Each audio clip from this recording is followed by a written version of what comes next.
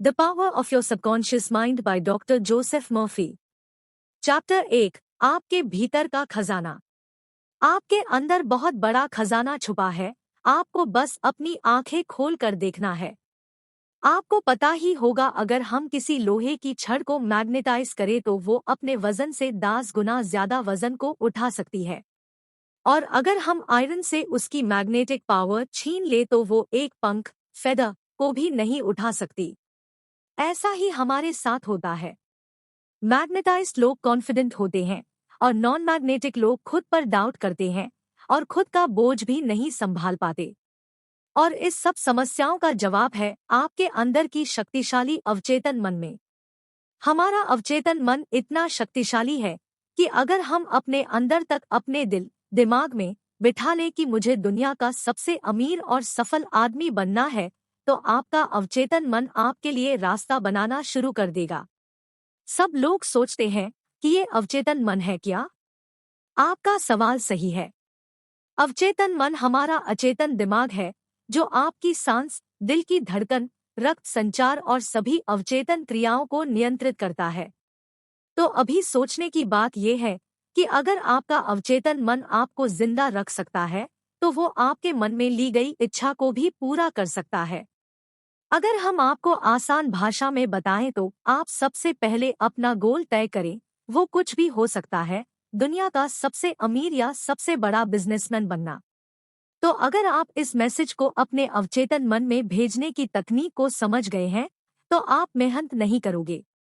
आपका अवचेतन मन आपके शरीर को कंट्रोल करता है और वो आपके एक्शन को भी कंट्रोल कर सकता है, इसीलिए आपका अवचेतन मन आपसे काम करवाएगा। आपने सुना होगा, बहुत लोग बोलते हैं कि अपने मन की आवाज को सुनो।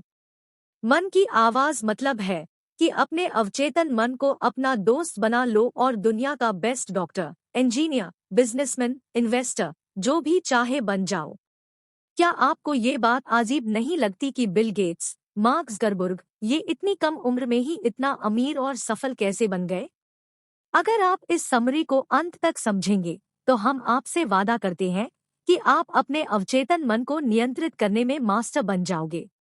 कल्पना कीजिए कि जो भी आप एक पेपर पे लिखेंगे, वो काम आप आसानी से अपनी अवचेतन मन की शक्तियों से पूरा कर सकते हैं। आप अवचेतन मन की शक्तियों को इस्तेमाल करके कोई भी मुश्किल से मुश्किल परीक्षा भी आसानी से क्रैक कर सकते हैं। अवचेतन मन आपका फोकस और प्रोडक्टिविटी दोनों बढ़ा देगा।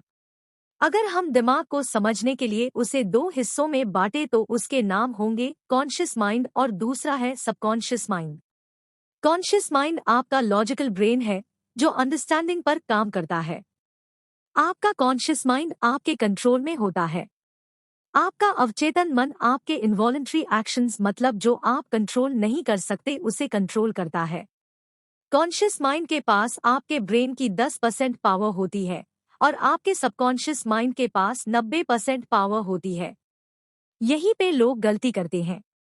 जो पढ़ाई में टॉपर होते हैं या बहुत सक्सेसफुल होते हैं, वो लोग कॉन्शियस माइंड और सबकॉन्शियस माइंड दोनों का इस्तेमाल करते हैं, यानी 100%। और जो पढ़ाई में और कैरियर लाइफ में कमजोर होते हैं, वो लोग सिर्फ कॉन्शियस माइंड को यूज करते हैं, जो होता है 10%, इसीलिए वो लोग सफल नहीं हो पाते। चैप्टर 2, दिमाग कैसे काम करता है। आपका दिमाग कैसे काम करता है?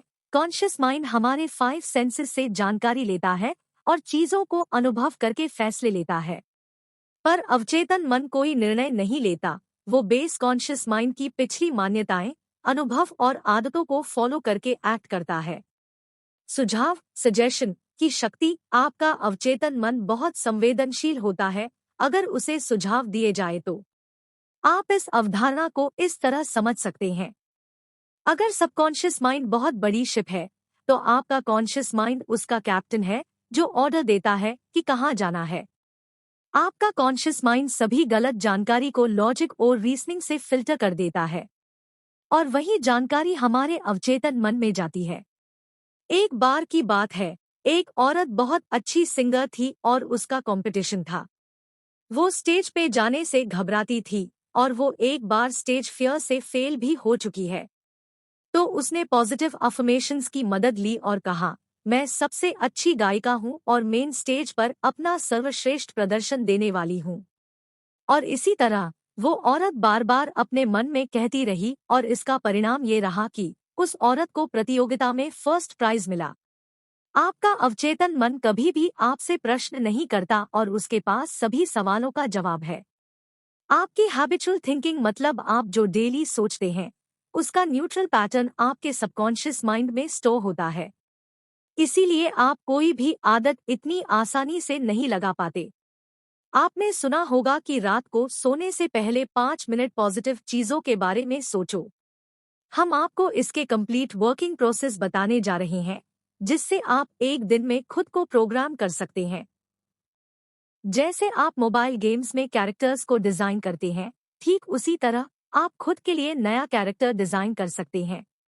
जब कॉन्शियस माइंड और सबकॉन्शियस माइंड दोनों के बीच अच्छा इंटरैक्शन होता है, तब आप अपना फुल पोटेंशियल इस्तेमाल कर सकते हैं।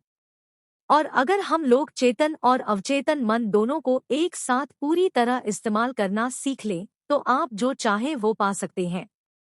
लेकिन जिस काम में आपको सफल होना है, उस काम में आपको समय और एफर्ट्स देना पड़ेगा। हम आपको सरल भाषा में समझाते हैं। हमारे जीवन में दो टाइप के वर्ल्ड होते हैं, एक भीतर की दुनिया और एक बाहरी दुनिया। भीतर की दुनिया उसे कहते हैं जो हम दिन रात सोचते हैं। हमारे मन में लड़ाई शुरू रहती है। हम सोचते कुछ और है और करते कुछ और।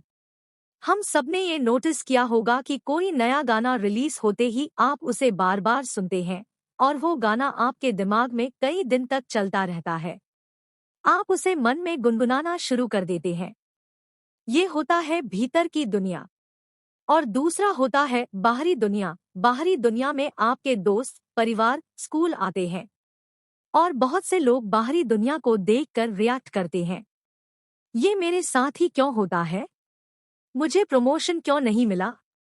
मेरी तो किस्मत ही खराब है और बहुत कुछ। और जो लोग अपने भीतर की दुनिया और बाहरी दुनिया को समझकर उसे अपने हिसाब से कंट्रोल करते हैं, वो लोग जीवन में सफल होते हैं। वो लोग 7वें आसमान पर होते हैं और अपने जीवन के किंग होते हैं।